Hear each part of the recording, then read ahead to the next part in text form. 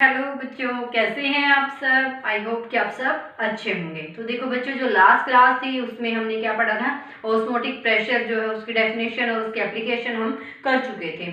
आज हमें ये पता लगाना कि जो ऑस्मोटिक प्रेशर है फिर हम उसको कोलिगेटिव प्रॉपर्टी क्यों कहते हैं।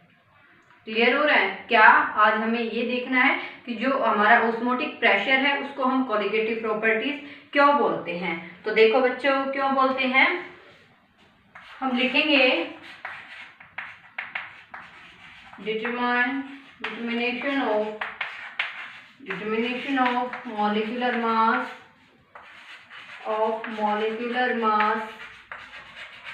from osmotic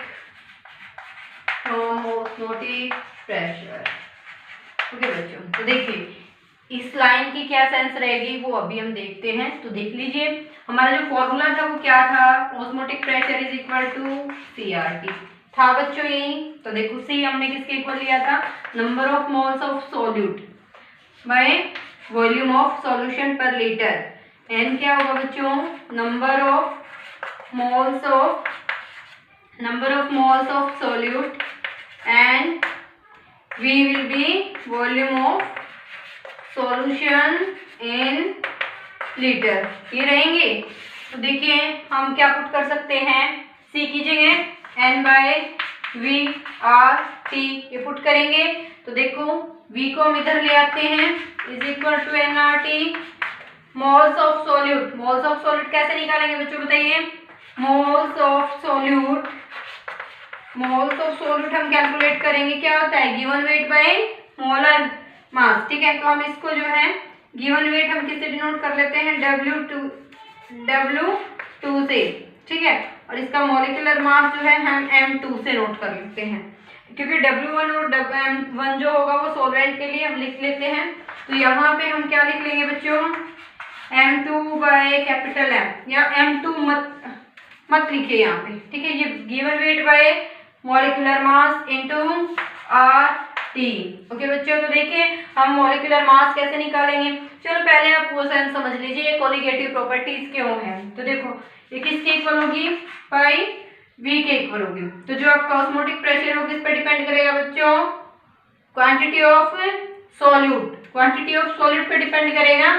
कैसे, चलो देखो आगे देखते हैं। पहले इसको हम जो है यहाँ से मॉलिक्यूलर मास कैलकुलेट करना सीख लेते हैं। तो देखिए M osmotic pressure, V is equal to W2RT। ये हम कर सकते हैं इसको मॉडिफाई। तो अब देखिए हमें तो ये चाहिए, तो आपका जो ऑस्मोटिक प्रेशर और वॉल्यूम होगा वो उधर चला जाएगा, W2RT by osmotic pressure into volume, ये रिलेशन हो जाएगा। तो हम जो सॉल्यूट है हमारे पास सॉल्यूशन के अंदर जो मिक्सचर है, जो भी आपका सॉल्यूट प्रेजेंट रहेगा उसका मॉलिक्यूलर मास हम इस फॉर्मूला से कैलकुलेट कर सकते हैं। तो अब देखते हैं क्या ये कोलिगेटिव प्रॉपर्टी कैसे है, चलो देख लेते हैं। देखिए ये होता है हमारे पास W2 bye molecular mass of solute RT, ये कर रहे हैं हम। तो देखो बच्चों, जो हमने ऑस्मोटिक प्रेशर है वो बोला है क्वांटिटी ऑफ सॉल्यूट पे डिपेंड करेगी। अब कैसे करेगी, आप जो भी चैम्बर ले रहे थे वहां पे बच्चों, क्या जो भी ये चैम्बर आप ले रहे थे, यहाँ पे आप सेमी परमेबल मेम्ब्रेन जो है यूज कर रहे थे। यहाँ पे आपका सॉल्वेंट था लाइक वाटर आपने यहाँ पे लिया था। ठीक है, यहाँ पे आप फॉर एग्जाम्पल कॉपर सल्फेट ले लीजिए, ये सेमी परमेबल मेम्ब्रेन हो गई। तो आपको ये बताया गया था कि जब इक्विलिब्रियम एस्टेब्लिश हो जाता है तो उस टाइम पे क्या होगा बच्चों, ऑस्मोटिक प्रेशर जनरेट होगा। क्लियर है। तो देखो अगर जितना ज्यादा अमाउंट जो है आपका क्या होगा बच्चों, जितना ज्यादा अमाउंट, जितनी क्वांटिटी आप सॉल्यूट की सॉल्यूशन के अंदर बढ़ाएंगे तो सॉल्वेंट उतना ही इधर कम जाएगा ना। ध्यान से समझना क्या बोल रही हूँ मैं, कि यहाँ पे जितनी क्वांटिटी है आप सॉल्यूट की ऐड करेंगे सॉल्वेंट उधर कम जाएगा, जल्दी इक्विलिब्रियम एस्टेब्लिश हो जाएगा। तो वो सॉल्यूट के जो पार्टिकल्स है वो क्या करेंगे, उस सॉल्वेंट को नहीं आने देंगे और प्रेशर एक्सर्ट करेंगे। तो number of quantity of solute अगर बढ़ेगा तो ऑस्मोटिक प्रेशर भी क्या होगा, बढ़ेगा। क्लियर है, क्योंकि वो सॉल्वेंट को पुशअप करेंगे और जब वो इस सेमी परमेबल मेम्ब्रेन को पुशअप करेंगे तो क्या जनरेट हो रहा था, ऑस्मोटिक प्रेशर। तो ये भी आपके कोलिगेटिव प्रॉपर्टीज है जो किस पे डिपेंड करेगी, नंबर ऑफ सोल्यूट पे, number of particle of solute पे, ना कि नेचर ऑफ सोल्यूट पे। आई होप कि आपको समझ आया होगा। तो देखो बच्चों, इसको नोट कर लीजिए अपनी बॉडी में। अब हम इसके आगे कुछ एक न्यूमेरिकल कर लेते हैं, ठीक है, क्योंकि न्यूमेरिकल करने से थोड़ा ये और हमारे लिए अंडरस्टैंडिंग पॉइंट रहेगा। तो देखते हैं। देखो बच्चों, हमारे पास स्टेटमेंट है, calculate the osmotic pressure of 0.01 molar solution of cane sugar at 300 kelvin. आपका जो टेम्परेचर है वो 300 केल्विन है। यहाँ पे हमारा जो R की वैल्यू है वो हमारा क्या दे रखा है, 0.0821 लीटर एटीएम पर डिग्री पर मोल। तो देखो बच्चों, हमारे पास जो फॉर्मूला है वो क्या है, IV = CRT, ये रहेगा। क्लियर है? तो देख लीजिए, वॉल्यूम हमारा यहाँ पे क्या हो जाएगा, वॉल्यूम हमारा 1 होगा। क्यों होगा, क्योंकि पर लीटर दे रखा है। वॉल्यूम अगर 1 लीटर है तो 1 यहाँ पे आप लिखें या ना लिखें कोई दिक्कत नहीं।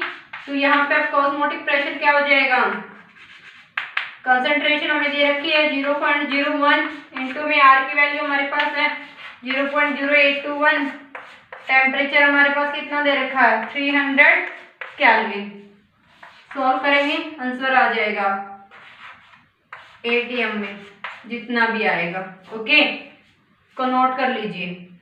तो देखो बच्चों, नेक्स्ट क्वेश्चन है, 200 centimetre cube of N aqua solution of a protein contain 1.26 gram of the protein. यानी कि सॉल्यूट की जो गिवन वेट है वो कितना है बच्चों, 1.26 ग्राम है। The osmotic pressure of this solution at 300 kelvin, temperature 300 kelvin is found to be 2.57 into 10⁻³ bar. ये हमारा ऑस्मोटिक प्रेशर दे रखा है।